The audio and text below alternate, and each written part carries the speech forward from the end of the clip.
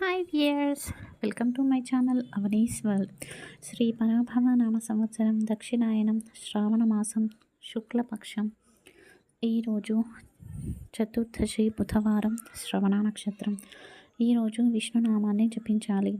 ఓం విష్ణవే నమః, ఓం విష్ణవే నమః, ఓం విష్ణవే నమః. ఈ నామాన్ని జపించడం వలన సకల జీవరాశులతో సకల బంధుత్వాలు మనకి ఏర్పడుతూ ఉంటాయి. అలాగే విష్ణువు స్థితికారకుడు, శత్రువులను మిత్రులుగా మారుస్తాడు. మనం విష్ణుమాయాదేవి యొక్క నామాన్ని జపిస్తే తెలిసి తెలియక చేసిన కర్మలు తొలగిపోతాయి. దుష్టశక్తి ప్రభావం మనపై ఉండదు.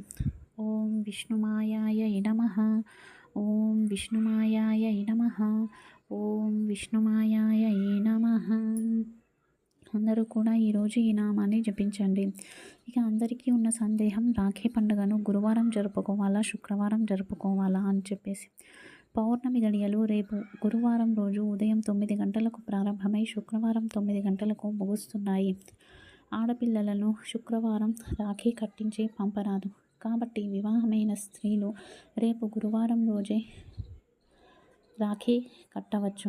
ఎవరైతే వివాహం కాలేదో వారు ఇంట్లోనే ఉంటారు కాబట్టి వారు శుక్రవారం 9 గంటల లోపు రాఖీ కట్టొచ్చు. ఈ రాఖీ పండుగను మనం నూలు పౌర్ణమి అని అంటాము. నూలు అంటే దారం.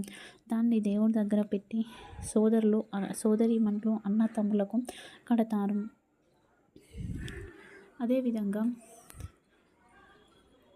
ఈ రాఖీ పండుగ అనేది ఒకరికొకరు రక్ష అన్న భావాన్ని సూచిస్తుంది. పూర్వంలో ఉత్తరం నుంచి దక్షిణ భారతదేశానికి సైనికులు వలస వస్తూ ఉండేవారు.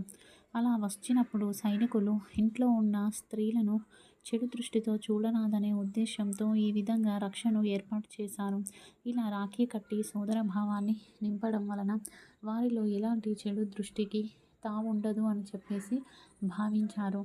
అదే రాను రానుగా రక్షాబంధన్గా రాఖీ పండుగగా మారింది. ఇక రేపు ఉదయం హయగ్రీవ జయంతి. రేపు పిల్లల చేత హయగ్రీవ శ్లోకాన్ని పారాయణ చేయించినట్లయితే వారికి చక్కటి జ్ఞానము వృద్ధి చెందుతుంది. అలాగే రేపు హయగ్రీవ శ్లోకాన్ని పారాయణ చేస్తే వృత్తిలో మీదైన గుర్తింపు మీకు ప్రాప్తిస్తుంది. ఇక ఈరోజు సాయంత్రం భార్యాభర్తల మధ్య సఖ్యత కోసం, వారి మధ్య ప్రేమ అభిమానాలు ఆప్యాయత పెరగడం కోసం లక్ష్మీ విష్ణునారాయణుల ముందు బెల్లంపై నెయ్యి దీపం వెలిగించి లక్ష్మీనారాయణ హృదయ స్తోత్రాన్ని కానీ, విష్ణువు లక్ష్మికి సంబంధించిన స్తోత్రాలను కానీ పారాయణ చేయాలి. ఇది ఈరోజు video. Thank you for watching.